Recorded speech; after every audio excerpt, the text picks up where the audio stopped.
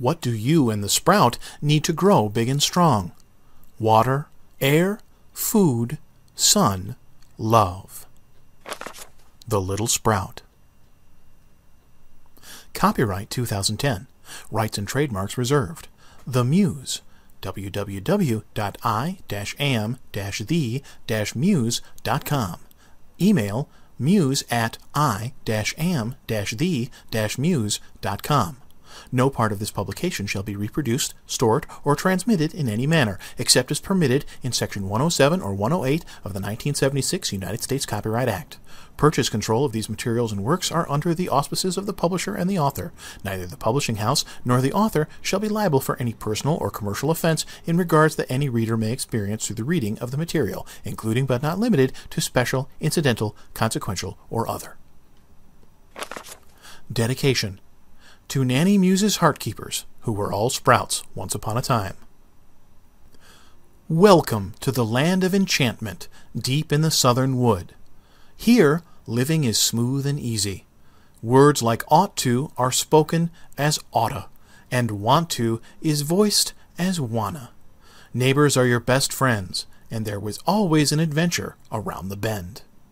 Miss Muse is looking forward to visiting with you at her little cottage by the water. Way down deep in the Georgia woods, the world's only bean tree stood. Sweet of countenance and sweet of face, she loved the woods, why it was her place. Her sweet kindness was akin to berries, the woodland folk called the bean tree Carrie. One special day she was given a gift, a little seed so tiny it needed a lift. She gently raised the seed with her limbs, wanting to take a good look at him. He yawned and stretched and opened his eyes, and his very first sight was the clear blue sky. "Oh, I want to fly," he said with a grin. "I want to soar and move with the wind." "Oh no, my love," said Mother Carey, "you are a seed, not a dove." "Oh, I want to swim," he said with a grin. "I want to feel wet. I want to jump in." "Oh, tisk," said Mother Carey, "you are a seed, not a fish." Well, the little seed had quite enough. He turned around to be bold, he turned around to be tough, and then he saw her for the very first time, his mother the bean tree, with a tear in her eye. And whippoorwills cried a soft little sound as she gently put him on the ground, and a Georgia breeze softly hummed a hymn as he watched her supple and mighty limbs. "You fly," he sang, as she moved to and fro. "I want to be like you, Mama, don't you know?" And a Georgia rain pattered across the earth, and her roots drank it in, giggling with mirth.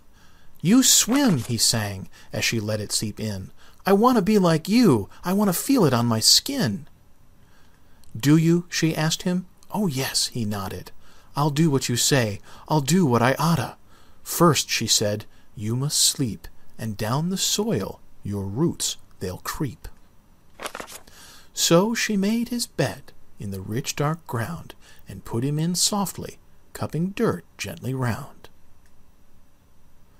And he slept, and she waited, and he slept, and she watched. And then one day, winter became spring. And then one day came a beautiful thing. Mother Carey, the bean tree, was the first to see what had happened to her little seed. Struggling and churning, a new creation came out. Why, her little seed was now a bean sprout. Happy birthday, Sprout! When is your birthday?